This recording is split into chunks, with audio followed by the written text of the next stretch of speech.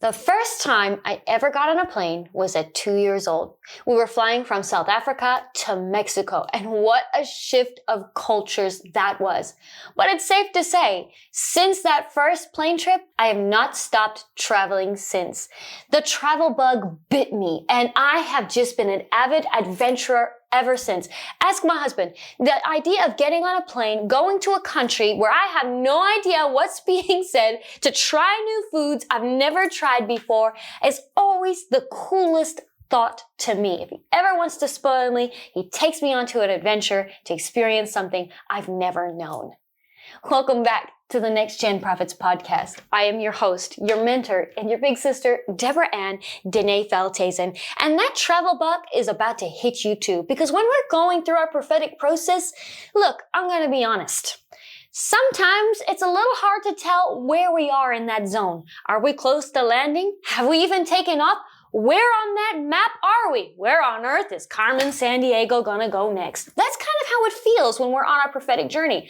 Left is not always right and up is not always down. It's a weird topsy-turvy world. But I want you to calm down. I want you to track with me. Listen, dear prophets, to the sound of your big sister's voice. I've got the solution for you in this podcast.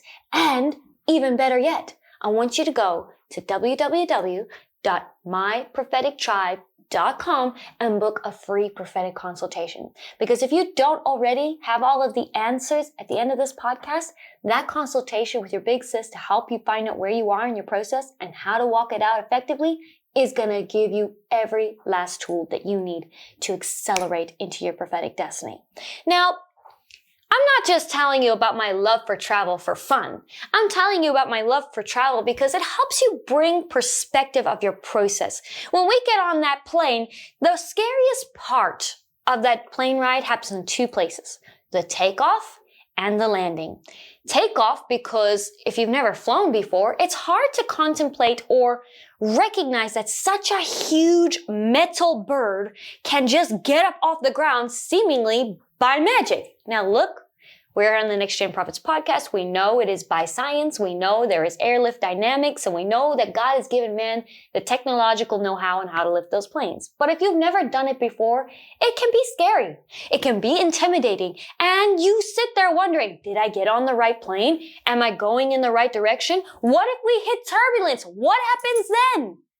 Once you're up to cruising altitude, it's smooth sailing. You can kick back, relax, eat some pretzels, drink some ginger ale, get a cup of coffee, enjoy the in-flight movies, or just carry on reading your Bible and listening to your NextGen Prophets podcast and catch up on all the episodes you missed. It's chillaxed.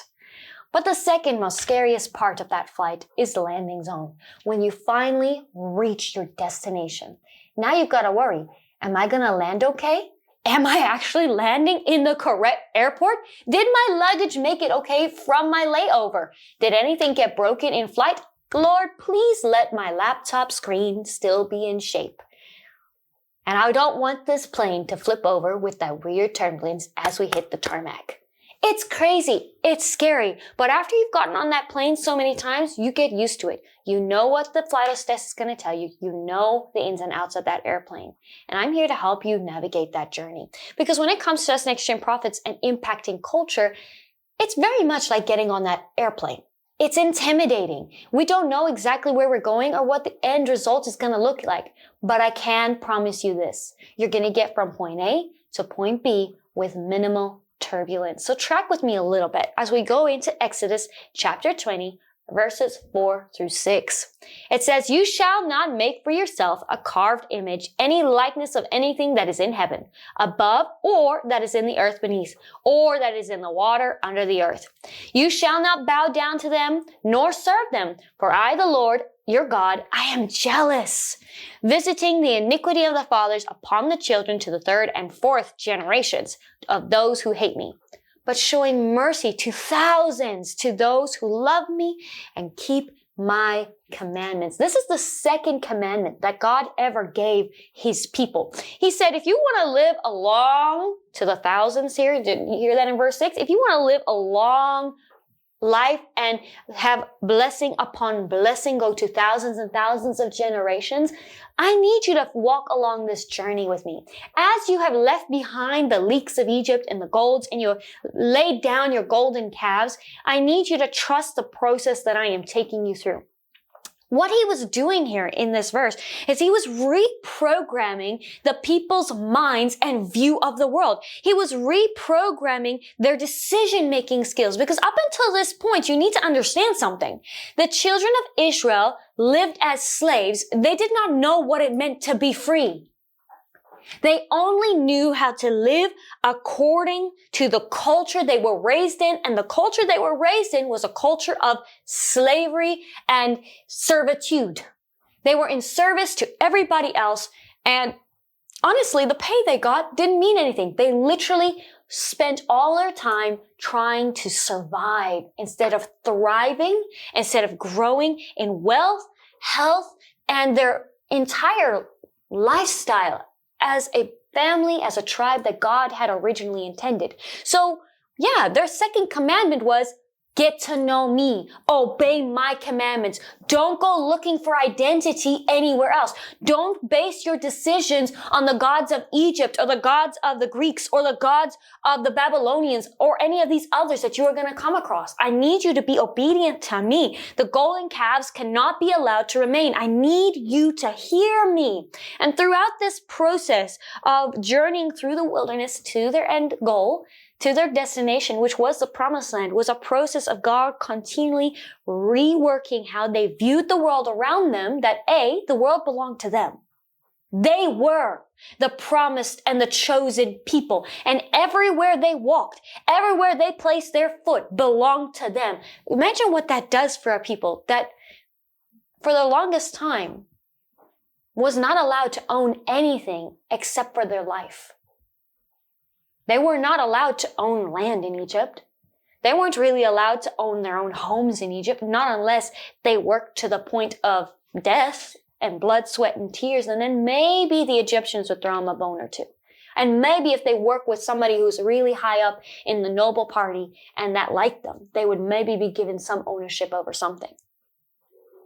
But they had never owned anything until God sent them on a walkabout throughout the wilderness and showed them what belonged to them. Now when they made their decisions, now when they contemplated what they wanted to do with their lives, how they wanted to raise their children, they made those decisions based on the fact that we are about to inherit a huge amount of land. Land flowing with milk and honey. A land with cities built that we will not even have to build. A land that has everything that we could ever want and then some. That's the decision I'm going to make for my family based on what I'm about to come into, the inheritance that is owed to me. We as prophets are called to bring about God's commandments, His worldview of culture to our sphere of influence. And I want you to consider your sphere of influence. I talked to you about this a little bit last week. But I want you to consider your sphere of influence.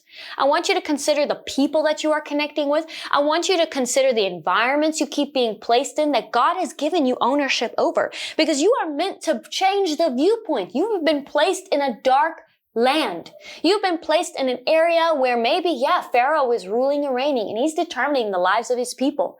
But you are meant to bring perspective to those people to say, there is a land flowing with milk and honey. If you are just obedient to the commandments of the Father whom you serve, to the Lord who created them and promised you this inheritance, you will receive an inheritance for thousands of generations to come.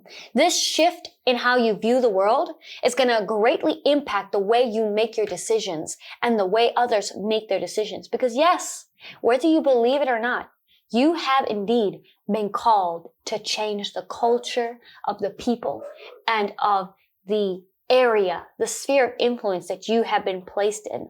So as we wrap up this podcast today, I want to remind you that you are wonderfully made, and that you have a very unique call on your life. God has formed you and painstakingly shaped you for this mandate and for the call on your life and for the people that you are surrounded with. So don't be ashamed. Don't be embarrassed. Step up, open your mouth, begin to shift the perspective and say, hey, do you know you're not poor?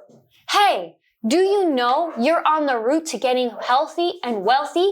Hey, did you know Jesus loves you and that it's okay to be a little afraid right now because Jesus has got you and he's going to lift you up and he's going to take that fear away. So, NextGen Prophets, I look forward to continuing this conversation with you as we look deeper into our worldview and decision making and how God has shifted us as the NextGen Prophets to shift the culture around us. If you have not already booked your ticket for our NextGen Prophet Summit happening in February on the 21st and 22nd, I recommend you do so. Go to myprophetictribe.com, book your ticket. If you can't make it live, it's okay. We've released a new ticket for those who can join us wherever you are. Create your own watch party. I want to know your name. I want to invest into you. So, this is your big sister signing out. You've landed safely at your destination. Now, let's take you further and higher than before. I'll see you in the next episode.